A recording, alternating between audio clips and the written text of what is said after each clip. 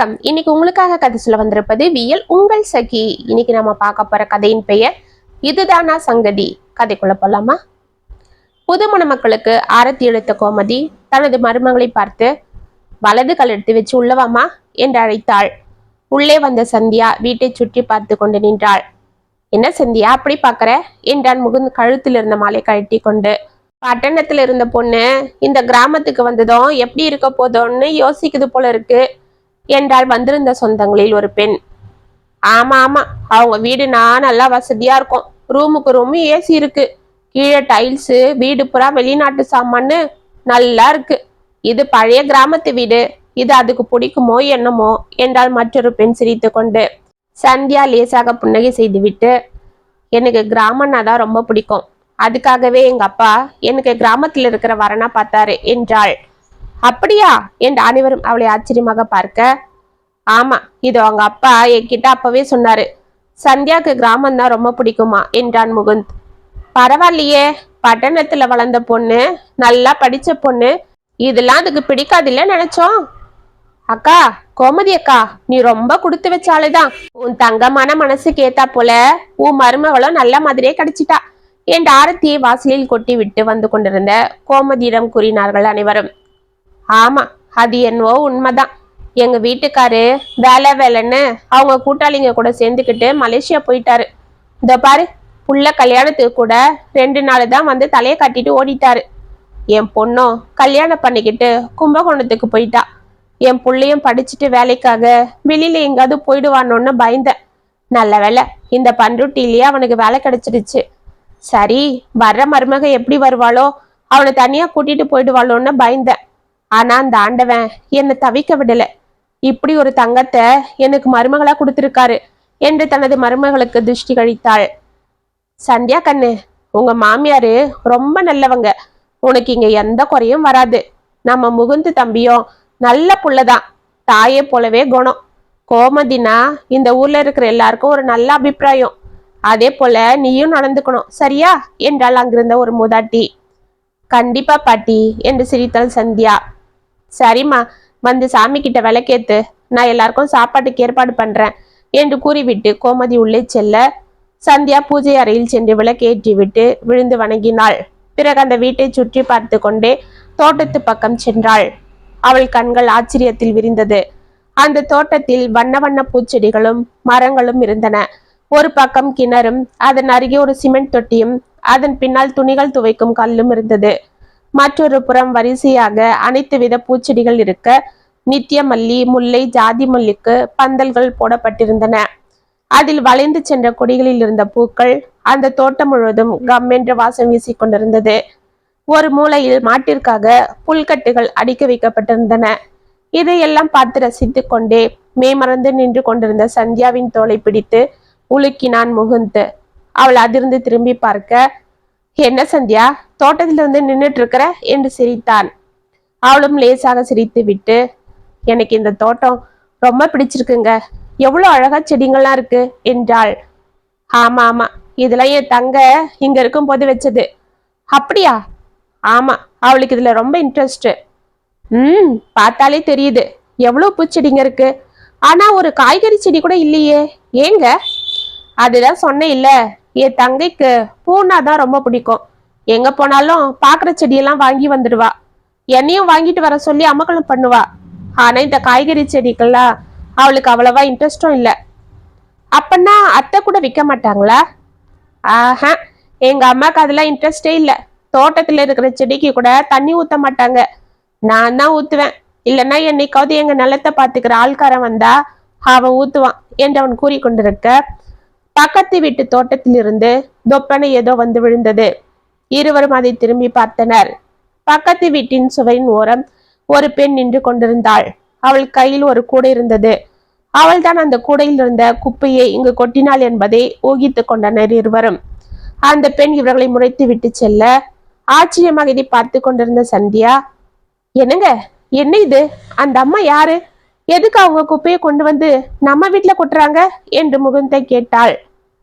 அதுவா, அவங்க பேரு வள்ளி, அவங்களுக்கு ஒரு பொண்ணு இருக்கா. 2 பேரும் இந்த ஊருக்கு வந்து ஒரு 5-6 வருஷம் ஆகுது. அவங்களுக்கு புருஷன் இல்லை, அவங்க யார்கிட்டயும் அவ்வளவா பேசிக்க மாட்டாங்க. அந்த பொண்ணையும் அவ்வளவா யார்கிட்டயும் பேச விட மாட்டாங்க. அவங்க புருஷன் ஏதோ மிலிட்ரியில இருந்தாராம். அவர் இறந்து போனப்ப வந்த பணத்துல இந்த வீட்டை வாங்கிக்கிட்டு இந்த ஊருக்கு வந்துட்டாங்க. அவங்களுக்கு சொந்த பந்தம்னு யாரும் இல்லை. அப்படியா? அவங்களுக்கு என்ன வருமானம்? இந்த வீட்டை வாங்கின மிச்சத்தை ஏதோ பேங்க்ல டெபாசிட் பண்ணிருக்காங்க போல இருக்கு. அதுல வட்டி வருது. அப்புறம் வீட்லயே அப்பளம் ஊறுகாலாம் போடுவாங்க. அதை கொண்டு போய் டவுன்ல கடைக்கெல்லாம் போட்டுட்டு வருவாங்க. அப்புறம் அவங்க தோட்டத்துல இருக்கிற காய்கறி பழங்கள்லாம் கூட கொண்டு போய் சந்தையில போட்டு சம்பாதிப்பாங்க. அவங்களுக்கு நிறைய கோழி மாடு ஆடுன்னு எல்லாம் இருக்கு. இந்த பாரு, அந்த சின்ன செவரு அது வழியா கூட அந்த கோழிங்க ஆடுங்கள்லாம் ஓடி வந்துடும். இந்த செடியெல்லாம் கூட அந்த ஆடு தின்னுடும். அடடா! ஆமா சந்தியா, நான் பார்த்தா துரத்தி விடுவேன். அதுங்க இந்த பக்கம் வராம இருக்க கம்பி போடலன்னு கூட சொல்லுவேன்.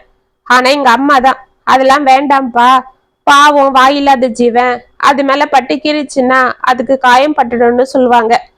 அதே போல அந்த கோழியெல்லாம் கூட இங்க வந்தா துரத்தாதன்னு என்னதான் திட்டுவாங்க. நான் கேட்பேன், என்னம்மா அது இங்க வந்து எல்லாம் அசிங்கம் பண்ணிட்டு போயிடுது, அதே போல ஆடுங்கள்லாம் செடி எல்லாத்தையும் மேயுதுன்னு கத்துவேன். அட விடுப்பா, அதுங்க என்ன அப்படி சாப்பிட்டுட போகுது, வீடு பார்த்துக்கலான்னு சொல்லுவாங்க. அப்படியா? எல்லாரும் சொல்றது போல அத்தை ரொம்ப சாதுவானவங்க தான் போல இருக்கு. ஆனா அப்படி இருக்கும் போது ஏன் இவங்க இப்படி பண்றாங்க என்றால் ஆச்சரியமாக. அதுதான் தெரியல சந்தியா. அவங்க இங்க வந்த கொஞ்ச நாள் நல்லா தான் பேசிட்டு இருந்தாங்க. ஊர்ல யார்கிட்டயும் பேசலன்னாலும் எங்க அம்மா கிட்ட நல்லா தான் பேசுவாங்க. ஆனா இப்பதான் கொஞ்ச நாளா ரொம்ப அட்டகாசம் பண்றாங்க. அவங்க தோட்டத்து குப்பையெல்லாம் இங்க கொட்டுறது, எங்க அம்மாவை பார்த்தா முறைக்கிறது, அந்த பொண்ணை கூட எங்க கூட பேசக்கூடாதுன்னு சொல்றதுன்னு ஏன் இப்படி பண்றாங்கன்னே தெரியல. அப்படின்னா அவங்க இப்ப அத்தை கிட்ட பேச மாட்டாங்களா?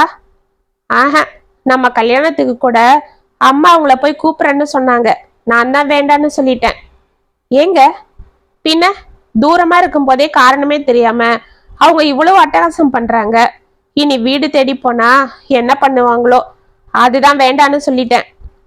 என்னங்க இது, நல்லா பழகிட்டு இருந்தவங்க இப்படி திடீர்னு கடுமையா நடந்துக்கிறாங்கன்னா என்ன ஆச்சுன்னு நம்ம தெரிஞ்சுக்க வேண்டாமா? என்ன சந்தியா, எங்க அம்மாவை பார்த்தா இந்த ஊரே கொண்டாடும். அவங்க அன்பான குணம், எல்லாருக்கும் ஓடி போய் உதவி செய்யறதுலாம் எல்லாருக்கும் பிடிக்கும். அதுவும் இல்லாம எங்க அம்மா ராசியானவங்கன்னு இந்த ஊர்ல யார் வீட்டுல என்ன விசேஷம் நடந்தாலும் முதல்ல ஓடி வந்து எங்க அம்மாவை தான் கூப்பிடுவாங்க.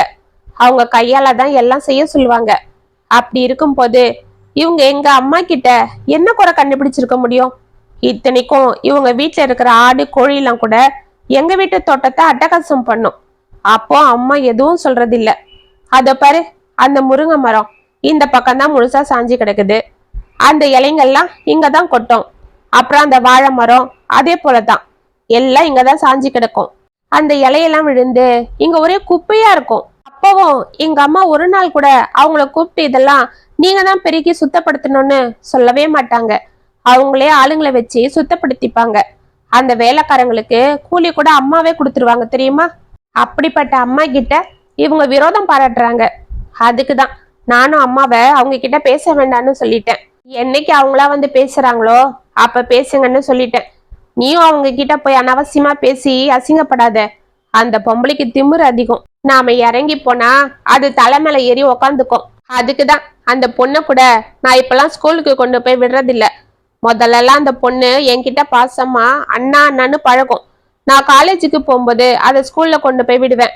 எப்ப இவங்க இப்படி பண்ணாங்களோ அப்பவே நான் அவளை கூட்டிட்டு போறதில்ல என்றான் முகுந்த். இதற்குள் உள்ளிருந்து கோமதி அவர்களை அழைக்க, சரி சரி வாமா, அம்மா கூப்பிடுறாங்க என்று அவளை அழைத்து விட்டு உள்ளே சென்றாள். சந்தியா ஏதோ யோசனையோடு அவனுடன் சென்றாள். ஒரு வாரம் சென்றது. சந்தியா அவர்களோடு மிகவும் ஒன்றி போக தனது மாமியார் மீது மிக்க மரியாதையும் அன்பும் வைத்திருந்தாள். முகுந்த் தன்னிடம் அவள் பாசமாக இருக்க ஊரே தனது மாமியாரை பார்த்து மதிப்பது அவளுக்கு மிகவும் பிடித்திருந்தது. அவளுடன் தான் வெளியே சென்றால் தன்னையும் அனைவரும் மதிப்பது அவளுக்கு தனது மாமியார் மீது பாசத்துடன் சேர்ந்த மதிப்பை ஏற்படுத்தியது. ஆனால் இந்த பக்கத்து வீட்டு வள்ளி மட்டும் தனது மாமியாரை பார்த்தால் முறைப்பதும் ஜாடை மாடையாக திட்டுவதும் என இருப்பது அவளுக்கு மிகவுமே குழப்பமாக இருந்தது. அன்று காலை சந்தியா உள்ளே ஏதோ வேலையாக இருக்க கோமதி வீட்டு வாசலில் கோலம் போட்டு விட்டு உள்ளே வந்தாள்.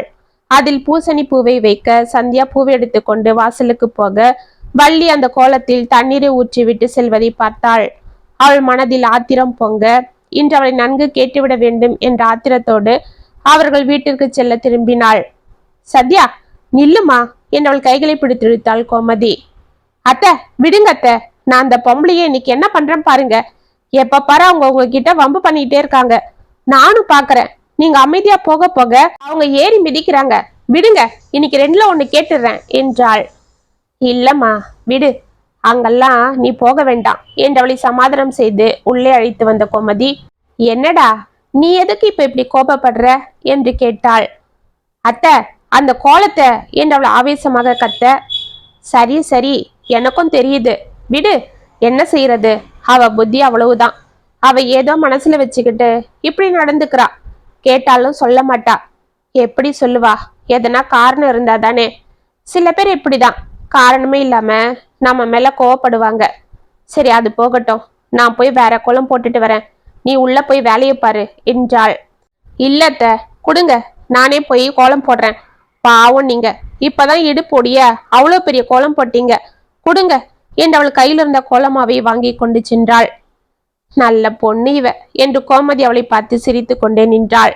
அன்று மாலை தனது மருமகளுக்கு அழகாக ஜடையை பின்னி பூவை வைத்துக் கொண்டிருந்தாள் கோமதி. அவர்களை பார்த்து கொண்டே உள்ளே வந்த முகுத், என்னம்மா மாமியாரும் மருமகளும் எங்க கிளம்பிட்டீங்க என்று கேட்டுக்கொண்டே பேக்கை கொண்டு வந்து டீப்பாய் மேல் வைத்தான். நம்ம பார்வதிக்கு பேத்தி பிறந்திருக்கா இல்ல, அவளை இன்னைக்கு தொட்டில போடுறாங்களாண்டா, அதுதான் நானும் சந்தியாவும் கிளம்பிட்டு இருக்கோம். சரி சரி சந்தியா, அவனுக்கு காப்பி போட்டு கொடுத்துட்டு சீக்கிரமா புடவைய கட்டிட்டு வாமா, ஒரு தடவை போயிட்டு வந்துடலாம் என்றாள். சரியத்த, அப்படியே நீங்களும் இந்த புடவைய மாத்திக்கிட்டு நான் கொடுக்குற பட்டு புடவைய கட்டிக்கோங்க என்றாள். ஏம்மா, அதெல்லாம் ஒண்ணு வேண்டாம், இதுவே போதும். அதெல்லாம் முடியாது, நம்ம ரெண்டு பேரும் ஒரே கலர்ல மேட்சா கட்டி போருங்க என்று கூறிவிட்டு அவள் உள்ளிருந்து அழகான ஒரு தேன் கலர் பட்டு புடவை எடுத்து வந்து கோமதியிடம் கொடுக்க, இந்த புடவை நல்லா இருக்கே என்றாள் கோமதி. உங்களுக்கு பிடிச்சிருக்கா அத்தை? ஆ, ரொம்ப பிடிச்சிருக்குமா என்று அதை மேலே வைத்து பார்த்து கொண்டாள். அப்ப நீங்களே எடுத்துக்கோங்க என்றாள் சந்தியா. எனக்கு எதுக்குமா, என்கிட்டயே நிறைய இருக்கு, அதுவே நான் கட்டுறது இல்ல. பரவாயில்ல அத்தை, உங்களுக்கு இந்த கலர் பிடிக்கும்னு அவரு சொல்லியிருக்காரு, அதனாலதான் நான் இந்த கலர் புடவைய எடுத்துட்டு வந்தேன், நீங்க இதை எடுத்துக்கோங்க என்று அவள் கூற அவளை முகமலர்ச்சியோடு பார்த்து கொண்டிருந்தாள் கோமதி. பிறகு இருவரும் தயாராகி ஃபங்க்ஷனுக்கு சென்றனர். அங்கே கோமதியை பார்த்ததும் அனைவரும் உற்சாகத்தோடு அழைக்க சந்தியாவும் அவளும் ஒரே மாதிரி புடவையை கட்டி கொண்டு வருவதற்கு ஆச்சரியப்பட்டு விசாரித்து கொண்டிருந்தனர். கோமதியும் தனது மருமகள் தான் கொடுத்தாள் என்றும் பெருமையாக கூறிக்கொண்டிருக்க சந்தியா பொழுதுதான் அங்கே வள்ளி அமர்ந்திருப்பதை பார்த்தாள். அவள் கையில் ஜூஸ் பாட்டில் இருக்க அதை அவள் குடிக்காமல் கோமதியை முறைத்து கொண்டு அமர்ந்திருந்தாள். கோமதி குழந்தையை தூக்கி கொஞ்சி விட்டு தன் கையில் இருந்த வெள்ளி பாலாடையை அந்த குழந்தையிடம் கொடுத்தாள். கோமதி அக்கா மனசு போல யாருக்கும் வராது, எல்லாருக்கும் தாராளமா செய்யறதுல அந்த அக்கா போல யாரும் இல்லை என்று அங்கிருந்த பெண்கள் பாராட்ட கோமதி சிரித்து கொண்டே தனது மருமகளை அழைத்து கொண்டு போய் அங்கிருந்த சேரில் அமர்ந்தாள். ஒரு பெண் அவர்களுக்கும் ஜூஸ் கொண்டு வந்து கொடுத்து விட்டு போக இதை ஆத்திரத்துடன் பார்த்து கொண்டிருந்த வள்ளி வேண்டுமென்றே பரபரப்பாக அங்கு வந்து அந்த ஜூஸை தட்டி விட்டு சென்றாள். அந்த பாட்டிலில் இருந்த ஜூஸ் முழுவதும் கோமதியின் மீது கவிழ்ந்து விட புடவை முழுவதும் கரியாகிவிட்டது. இதை பார்த்த சந்தியா ஆத்திரத்தோடு எழுந்து கொள்ள அவளை திரும்பி பார்த்து ஏளனமாக சிரித்து விட்டு கடகடவென சென்று விட்டாள் வள்ளி. சந்தியாவும் கோபத்தோடு அவள் பின்னால் செல்ல, சந்தியா என்னம்மா, எங்க போற என்று அவளை பிடித்து இழுத்தாள் கோமதி. விடுங்கத்த, அந்த பொம்பளை வேணும்னு தான் உங்க ஜூஸை கொட்டி விட்டுட்டு போறாங்க, நான் போய் அவங்களை இன்னைக்கு கேட்டே ஆகணும் என்றாள்.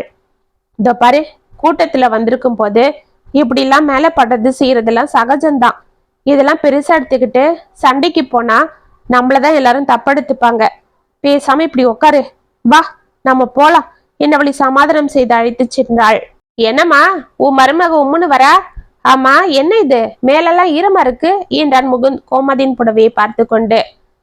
அது வந்துங்க என்று சந்தியா அங்க நடந்ததை அவனிடம் கூற வாயெடுக்க, அதெல்லாம் ஒண்ணு இல்லடா, அங்க குடிக்க எல்லாருக்கும் ஜூஸ் கொடுத்தாங்க, நான் தான் சரியா பிடிக்காம மேல கொட்டிக்கிட்டேன் என்றாள் கோமதி.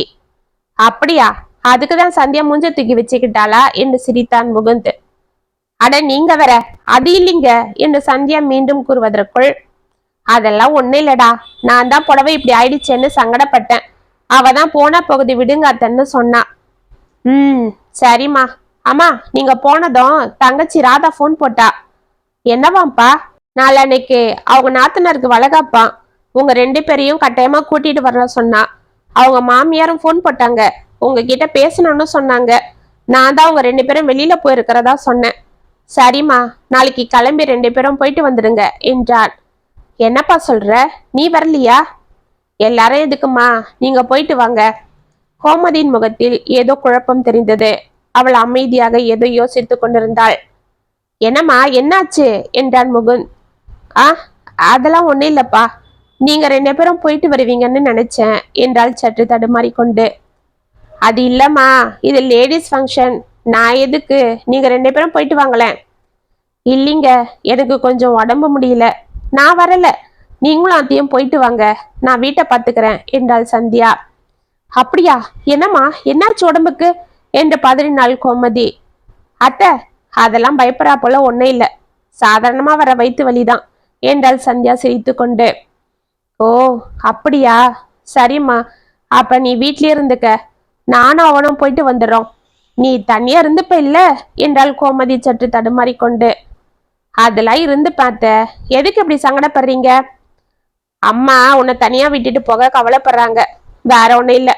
அவங்களையும் தனியா அனுப்ப முடியாது, அதுக்கு தான் நான் போறேன். இல்லைன்னா உன் கூடவே இருந்துடுவேன் என்றான் முகுந்த். அட, எனக்கு ஒன்றும் பிரச்சனை இல்லை, நீங்க அத்தைய பத்திரமா கூட்டிட்டு போயிட்டு வாங்க என்றாள் சந்தியா சிரித்து கொண்டு. மறுநாள் காலை இருவரும் ஊருக்கு கிளம்பி செல்ல கோமதி முழு மனதோடு செல்வது போல் தெரியவில்லை. ஏதோ யோசித்து கொண்டே அவனுடன் புறப்பட்டு சென்றாள். கிளம்பும் வரை சந்தியாவிற்கு ஜாக்கிரதைகள் சொல்லி கொண்டிருந்தாள். இதோ பாரு சந்தியா, நாங்க போனதும் வீட்டை பூட்டிக்கிட்டு உள்ளேரு, தோட்டத்து பக்கம் கூட போகாத. யாராவது வந்தாலும் எங்க அத்தை வந்து பேசிப்பாங்கன்னு சொல்லி அனுப்பிடு. நீ எதுவும் பேசிக்காத, சரியா? தோட்டத்து பக்கம் கூட ரொம்ப போகாத, அந்த வள்ளி அதனா செய்ய போறா என்றாள். சரி அத்தை என்று சிரித்து கொண்டே அவர்களை வழி அனுப்பிய சந்தியா வேலைகளை எல்லாம் முடித்து கொண்டு தோட்டத்திற்கு சென்று செடிகளுக்கு தண்ணீர் ஊற்றி கொண்டிருந்தாள். அப்பொழுது பக்கத்து வீட்டிலிருந்து விற்றென பறந்து வந்த கோழி அங்கே மாட்டிற்காக அடுக்கி வைக்கப்பட்டிருந்த புல்லுக்கட்டின் மீது ஜம்மென்று அமர்ந்து கொண்டு சந்தியாவை விழித்து பார்த்து கொண்டிருந்தது. அதை பார்த்து சிரித்த சந்தியா, சரியான கோழிதான், நல்ல இடமா பார்த்து ஜம்முன்னு உக்காந்து கிடக்கு. ஆமா, கோழியே, உனக்காக தான் நாங்க இந்த புல்லுக்கட்டைங்களை இங்க போட்டு வச்சிருக்கோமா, நீ பாட்டுக்கு வந்து உக்காந்துக்கிற? உன்னை துரத்த கூட விட மாட்டாங்க எங்க அத்தை. ஆனா உங்க எஜமானிக்கு அந்த நன்றி கூட இல்லை, எங்க அத்தையே தான் திட்டுறாங்க. அதுதான் ஏன்னு தெரியல என்று அதனுடன் பேசி சிரித்து கொண்டிருந்தாள். அந்த கோழி அவளை பார்த்து விழித்து கொண்டே தலையை ஆட்டி கொண்டிருந்தது. இந்த அத்தை எதுக்கு இந்த புல்லுக்கட்டை இங்க போட்டு வச்சிருக்காங்க? மாடுங்க கூட நம்ம நிலத்துல உள்ள மாட்டு கொட்டையில தான் இருக்கு, ஆனா அதுக்கு புல்லு மட்டும் இங்க போட்டு வச்சிருக்காங்க என்று அவள் யோசித்து கொண்டிருக்க கதவை யாரோ தட்டும் சத்தம் கேட்டது. சந்தியா சென்று கதவை திறக்க ஒரு இளைஞன் வாசலில் நின்று கொண்டிருந்தான். அவன் கையில் ஒரு பெரிய கூடையும் ஒரு பால் கேனும் இருந்தது. அக்கா, கோமதி அம்மா இருக்காங்களா? அவங்கள கொஞ்சம் கூப்பிடுங்க. அவங்க ஊர்ல இல்லப்பா. நீ யாரு, உனக்கு என்ன வேணும் என்று கேட்டாள். என்னது, அவங்க ஊர்ல இல்லையா? என்னக்கா சொல்றீங்க என்று அவன் பதற சந்தியா அவனை ஒன்றும் புரியாமல் பார்த்து கொண்டு நின்றாள். மறுநாள் மாலை முகுந்தும் கோமதியும் ஊரில் இருந்து வந்திறங்கினர். அவர்கள் வந்ததிலிருந்து கோமதி ஏதோ படபடப்பாகவே இருந்தாள். சந்தியா அவளிடம் பேச்சு கொடுத்தாலும் அவள் எதுவும் சரியாக பதில் சொல்லாமல் ஏதோ யோசித்து கொண்டிருக்க முகுந்தும் சந்தியாவும் உள்ளே பேசி கொண்டிருக்கும் சமயம் கடகடவென தோட்டத்திற்கு ஓடினாள். நேராக புல்லுக்கட்டுகள் அடிக்கிற இடத்திற்கு சென்று சுற்றி சுற்றி பார்த்துவிட்டு அந்த புல்லை லாவகமாக அடித்தாள். அவள் முகம் மாறியது. பிறகு தோட்டத்தை சுற்றி பார்த்தாள். அவள் முகத்தில் மேலும் குழப்பம் அதிகமாக இருந்தது. என்னத்த, அந்த புல்லுக்கட்டுல கோழி முட்டையெல்லாம் காணாமா?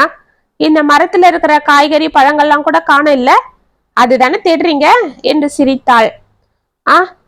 அது வந்து வந்து என்னம்மா சொல்ற, எனக்கு ஒன்றும் புரியலையே என்றாள் கோமதி தடுமாறிக்கொண்டு.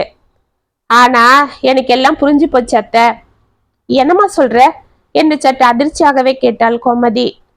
அத்தை, போதும் நிறுத்துங்க. நீங்க போனதும் அந்த கடைக்காரன், அதுதான் பக்கத்து ஊர்ல காய்கறி கடை வச்சிருக்கானே வேலு, அவன் வந்தான் என்றாள். வேலுவா? அவ யாரு என்று கோமதி தடுமாற, அத்தை போதும் அத்தை, உங்க நடிப்பை பார்த்து எல்லாரும் போலவும் நானும் ஏமாத்துக்கிட்டு தான் இருந்தேன். என்னடா இது, இந்த ஊர் ஜனமே அத்தைய தலையில தூக்கி வச்சு ஆடுறாங்களே, அவங்க எல்லாருக்கும் உதவி செய்யறதும் தானம் பண்றதுன்னு எப்படி நல்ல குணமா இருக்காங்க. ஆனா இந்த வள்ளி அக்கா மட்டும் ஏன் அவங்களை இப்படி வெறுக்கிறாங்கன்னு நான் குழம்பினேன். ஆனா அதுக்கெல்லாம் நேத்து பதில் கிடைச்சிடுச்சு. சந்தியா, அத்தை நீங்க என்ன சொல்ல போறீங்கன்னு எனக்கு தெரியும். பாவம் இந்த வள்ளி அக்கா சரியா வருமானம் இல்லாம ஏதோ அவங்க புருஷனோட கொஞ்சம் பென்ஷனோ அவர் இறந்தப்ப வந்த பணத்தை டெபாசிட் பண்ணதுல வந்த வட்டியும் வச்சுக்கிட்டு அந்த பொண்ணை வளர்த்துட்டு வராங்க. அவளும் வயசுக்கு வந்த பொண்ணு, அவளை படிக்க வைக்க அவங்க எவ்வளவு கஷ்டப்படுறாங்க தெரியுமா. ஊறுகாய் போடுறது, அப்பளம் போடுறதுன்னு தனக்கு தெரிஞ்சதெல்லாம் செஞ்சு சம்பாதிக்கிறாங்க. அந்த வருமானம் பத்தாம தோ அவங்க தோட்டத்துல மரங்க செடிங்களை வளர்த்து அதுக்கு தண்ணிய ஊத்தி மருந்த போட்டு கஷ்டப்பட்டு வளர்க்குறாங்க. அதுல வர்ற காய்கறிங்க பழங்க இதெல்லாம் கொண்டு போய் சந்தையில போட்டு விக்கிறாங்க. இத பத்தாம ஆடு கோழின்னு வளர்த்து அதுங்களுக்கு தீனி வச்சு பாத்துக்கிறாங்க. அந்த மாட்டு பாலும் அந்த கோழி போடுற முட்டையும் கொண்டு போய் கடையில போட்டா அவங்களுக்கு ஏதோ கொஞ்சம் வருமானம் வரும். அதுல அந்த குழந்தைய வளர்க்குறாங்க. ஆனா நீங்க அந்த வருமானத்துக்கும் உழைய வைக்கிறீங்க. எந்த உழைப்பும் போடாம செய்யாம அவங்க வளர்க்குற மரச்செடியில இருந்து இதோ இந்த காய்கறி பழங்களை பறிச்சு நீங்க விக்கிறீங்க. அந்த கோழிங்க இங்க வந்து முட்டை போட்டா அந்த முட்டைங்களை நீங்க வித்து காசாக்கிறீங்க. அந்த ஆடுங்க இங்க வந்துட்டா அந்த பாலை நீங்க கறந்து வித்துறீங்க. இது பத்தாம அந்த வேலுவை யாருக்கும் தெரியாம வர வச்சு இந்த செவுரு எகிரி குதிக்க வச்சு ராத்திரியோட ராத்திரியா அந்த மாட்டு பாலை கறந்து வந்துடுறீங்க. இந்த திருட்டு வேலைக்கெல்லாம் அவன்தான் உங்களுக்கு உடந்த. அவனும் உங்ககிட்ட கம்மியான விலைக்கு இதெல்லாம் வாங்கி போய் அதிகமா காசு வச்சு விற்கிறான். இதுக்குதான் அந்த புல்லுக்கட்டை கூட மாட்டு கொட்டாயில போடாம இங்க போட்டு வச்சிருக்கீங்கல்ல, அதுல கோழிங்க வந்து முட்டை போடணும்னு என்று சந்தியா ஆவேசமாக கேட்க, இதெல்லாம் உனக்கு யார் சொன்னது? அந்த வள்ளி சொன்னாளா? அவ என் பேர்ல இருக்கிற பொறாமையில அப்படி சொல்லிருப்பா. அந்த வேலுவும் அவளோட ஆளுதான். இதெல்லாம் பொய் என்றால் கோமதி பரபரப்பாக. அத்தை, வள்ளி அக்கா சொல்லியிருந்தா முதல்ல நானும் அதை நம்பியிருக்க மாட்டேன். ஆனா இதோ நீங்க போன வாட்டி கொடுத்த காய்கறி பழங்க பால் முட்டை இதுக்கான லிஸ்ட் இத வேலுதான் கொடுத்தான் என்றாள்.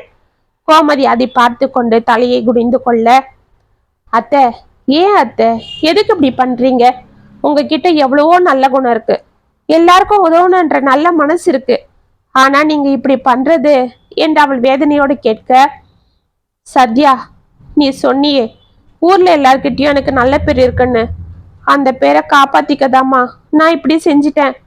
அத்தை என்று ஒன்றும் புரியாமல் அவளை பார்த்தாள் சந்தியா.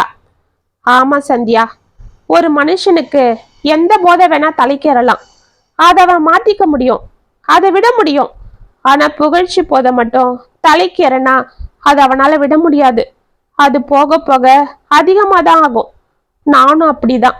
என் பசங்க சின்னவங்களா இருக்கும் போது எங்க வீட்டுக்காரர் சம்பாதிச்சு அனுப்புற பணத்தை வச்சுக்கிட்டு நல்லா அவங்கள வசதியா வளர்த்தேன். அப்படியும் பணம் தாராளமா இருக்கும். அதுல யாராவது கேட்டா உதவி செய்வேன்.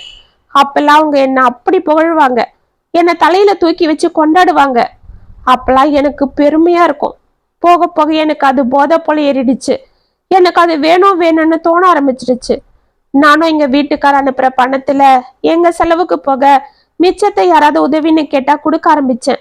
ஆனா பசங்க வளர வளர அவங்க படிப்பு கல்யாணம் செலவு அதிகமாயிடுச்சு. என்னால முன்ன போல யாருக்கும் உதவி செய்ய முடியல.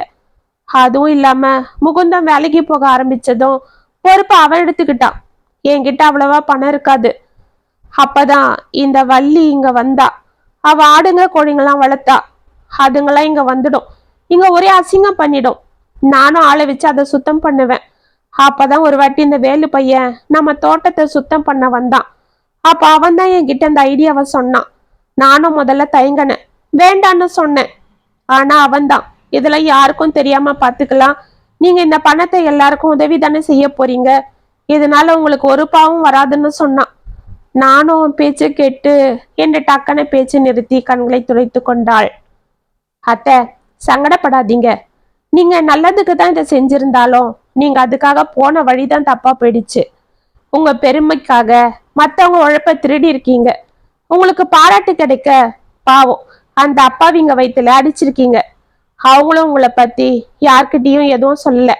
அப்படி சொன்னாலும் யாரும் நம்பவும் மாட்டாங்கன்னு பேசாம இருந்துட்டாங்க. ஆனா கையும் களவுமா உங்களை பிடிக்க முடியலனாலும் அவங்க சந்தேகம் பூரா உங்க மேலதான். அது அவங்களே என்கிட்ட சொல்லி வருத்தப்பட்டாங்க. அவங்க கோபம், அவங்க வருமானத்தை நீங்க எடுத்துக்கிறது மட்டும் இல்ல, வேற என்னம்மா என்று அதிர்ந்து கேட்டாள் கோமதி. நீங்க ராத்திரியில அந்த மாட்டுப்பாலை கறக்க ஆளுங்களை நம்ம தோட்டத்து வழியா அனுப்புறீங்களே, அவங்க சும்மா இல்லத்த. அந்த வீட்டு ஜன்னல்ல போய் எட்டி பாக்குறதும் அந்த பொண்ணு தூங்கும் போது அவளை முறைச்சி பாக்குறதுன்னு செஞ்சிருக்காங்க. நிறைய வாட்டி அந்த அக்கா யாரோ ஜன்னல்ல நிக்கிறத பார்த்துட்டு ஓடி வரத்துக்குள்ள அவங்க காணாம போயிடுவாங்களாம். உங்க தோட்டத்து பக்கம்தான் அவங்க வர முடியும், இல்லனா அவங்க வர வேற வழியே இல்லம்மா. இதுக்கெல்லாம் காரணம் உங்க அத்தை தான். அதனாலதான் நான் அந்த பொம்பளைய பார்த்தாலே அவ்வளவு கோவப்படுறேன்னு சொல்லி அழுதாங்க. அந்த பசங்க அந்த கீதா பொண்ணு ஸ்கூலுக்கு போகும்போதெல்லாம் கலாட்டா பண்றாங்களாம். நம்ம நாட்டை காக்கவும், நாம ஒவ்வொருத்தரும் நிம்மதியா நம்ம குடும்பத்தோட இருக்கவும் எங்கேயோ எல்லையில போய் காவல் இருந்து நம்மளை காப்பாத்த போர் செஞ்சு உயிரை விட்ட ஒரு இராணுவ வீரனோட குடும்பத்துக்கு நாட்டுக்குள்ள நாம பாதுகாப்பு கொடுக்க முடியலனாலும் பரவாயில்ல, அவங்களுக்கு பாதிப்பு ஏற்படுத்தாம இருக்க வேண்டாமா அத்தை? அது நம்ம கடமை இல்லையா என்றாள். ஆமாம்மா, ஆமா. என்னோட பணத்தாசைக்கும் புகழ்ச்சி வெறிக்கும் மயங்கி என் புத்திக்கு அந்த சின்ன பொண்ணோட மானத்தை பத்தி நினைக்க மறந்து போயிடுச்சு.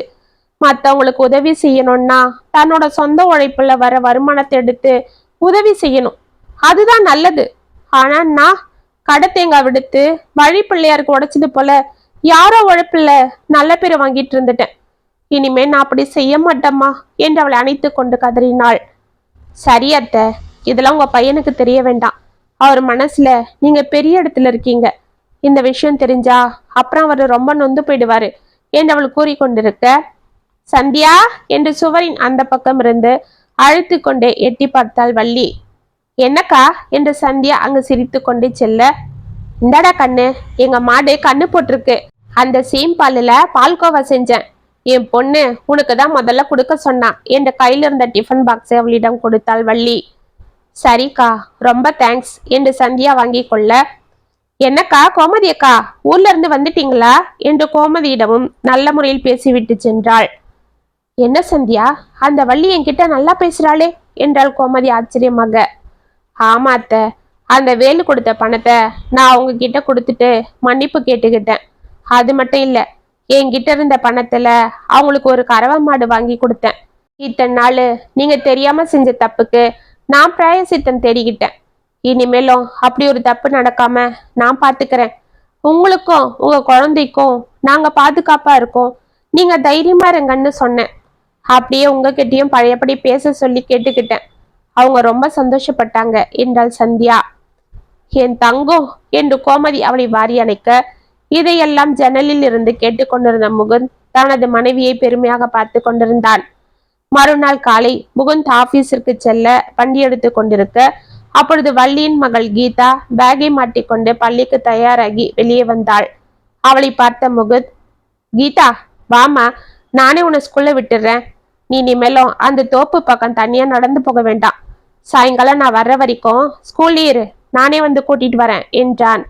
கீதா தனது தாயை திரும்பி பார்க்க, வள்ளி, குழந்தை இனிமே முகுந்து கூடவே போகட்டுமா, அவங்க அண்ணன் பத்திரமா அவளை கூட்டிட்டு போவான், சரின்னு சொல்லுமா என்றாள் கோமதி. சரிம்மா, அண்ணன் கூடவே நீயும் போயிட்டு வா என்றாள் வள்ளி சிரித்து கொண்டு. கீதா உற்சாகத்தோடு முகத்துடன் வண்டியில் அமர்ந்து செல்ல அவர்களை வழி அனுப்பி விட்டு, வாங்கத்த, நாம போய் தோட்டத்துல காய்கறி செடிங்க நடலாம் என்றாள் சந்தியா. ஏ சந்தியா, என்னம்மா உங்க தோட்டத்திலயும் காய்கறி வளர்க்க போறீங்களா என்று வள்ளி சிரித்து கொண்டே கேட்க, ஆமாம்மா, எங்க அத்திய உங்க வீட்டு காய்கறி பழங்களை எடுக்க வேண்டான்னு தான் சொன்னேனே தவிர அவங்க பண்ற தானத்தையும் உதவியும் நிறுத்த சொல்லல. அதனாலதான் அத்திய அந்த செடிங்களை வளர்த்து அதுல வர்ற காய்கறி பழங்களை கடையில போட்டு அந்த பணத்தை தானம் பண்ண போறதா சொல்லிட்டாங்க. அதுக்குதான் இந்த ஏற்பாடு என்று சிரித்தாள் சந்தியா. ஆமா ஆமா என்று கோமதியும் சிரித்தாள். இத்துடன் இதுதானா சங்கதி கதை முற்றும். உங்களுக்காக எழுதின இந்த கதை உங்களுக்கு பிடிச்சிருந்தா கமெண்ட்ஸ்ல சொல்லுங்க, லைக் பண்ணுங்க, ஷேர் பண்ணுங்க, மறக்காம சப்ஸ்கிரைப் பண்ணிக்கோங்க. மீண்டும் நாளைக்கு வேற ஒரு சுவாரஸ்யமான கதையோட உங்களை சந்திக்கிறேன். அது வரைக்கும் இணைப்பிலே இருங்க. இப்படிக்கு வியல் உங்கள் சகி.